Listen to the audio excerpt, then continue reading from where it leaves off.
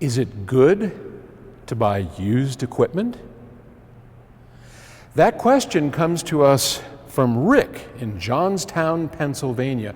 And this echoey place, who our good friend Gus Skinnis, the mastering engineer and the person who's going to build a studio upstairs in our new facility, told me this room is perfect for a drum echo place. And of course, it's going to become our new warehouse. I'm standing in a room that is just massive. It is 70, 80 feet long and about 50-something feet wide. The ceilings go up easily 70 feet, 60 feet. I'm not good at judging all of that.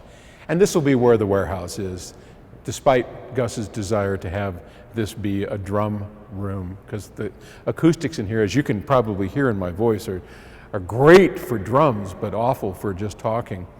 And this area here, when you see this yellow and black tape, which measures 60 by, I think it's 60 or 70 feet by 30 feet for my podcast listeners, used to be an anechoic chamber, and it went all the way up to the ceiling.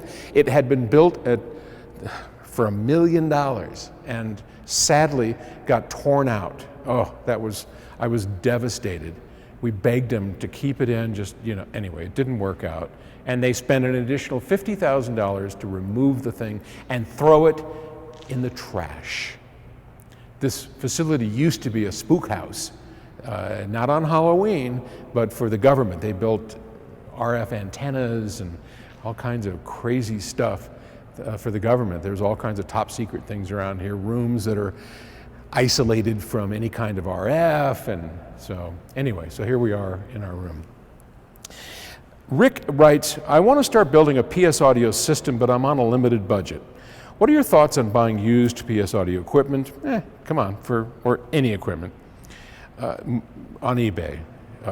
In what order should I buy the components? I'll only be able to buy one component at a time. Are there any good books to help me learn about the equipment and the technology? Things have certainly changed since I purchased my original Carver equipment, and watching your videos has made me realize that I think I'd like to go with PS Audio. Well, thank you. Thank you, kind sir. But first off, I think buying used equipment is great if you know what you're doing and know what you're looking for. Absolutely.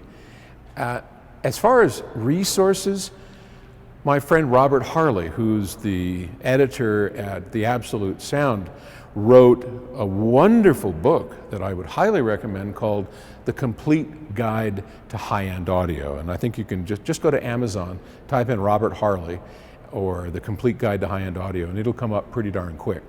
And Robert's book it explains everything, probably in more detail than you'll want, but if you want to know, it is there. So it's a great resource that I highly recommend. You can learn all about what a DAC is, how it works, what kind of things to look for in recordings, and I just think it's a lovely way to go.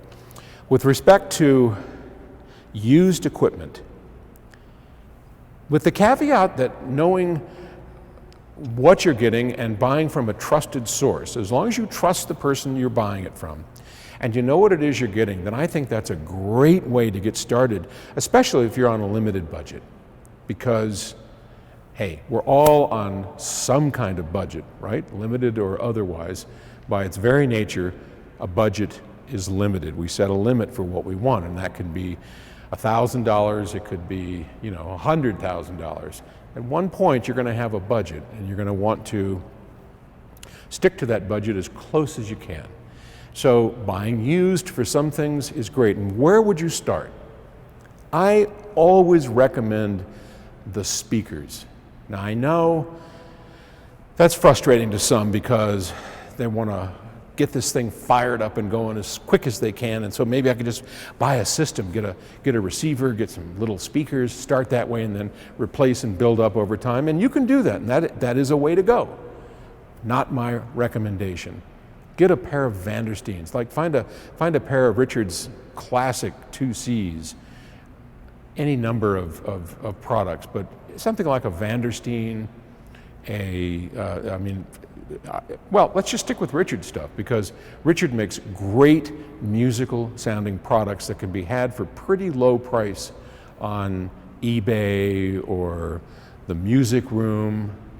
When we take trades and we take everything that you buy from PS Audio, if you buy new, people routinely trade in their stuff.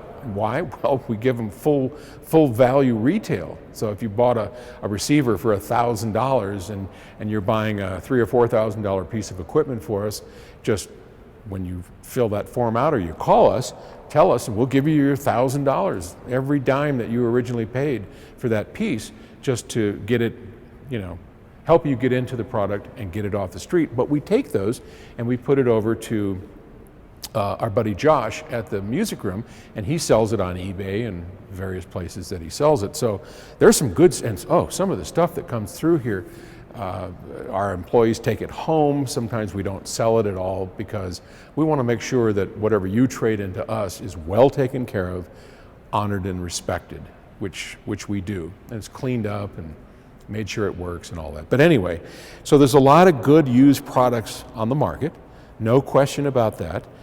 Start with speakers first, get the best pair you can possibly afford, and then from there, build on. If you're antsy to get it going, there's nothing wrong with going out and buying a $300 receiver, firing it up so you got music, a little CD player. You can go down to Walmart and buy a CD player for like $29 and get a $300 receiver, get a $200 receiver. But make sure your speakers are great. Get those speakers, put your money into those speakers. Then hook up some crap to it, and that's okay, you can enjoy it. Over time, replace the receiver, over time, replace the CD player, get a good DAC. There's a whole bunch of great ways to go, but that's where I would start, and just make sure you're dealing with people that you trust. Call Josh at the music room. He's a great guy, he's very trustworthy, and he'll set you up with a wonderful system. All used, just tell him what your budget is, he'll get you going. All right, thank you for the question. And good luck with your system. Talk to you tomorrow. Bye-bye.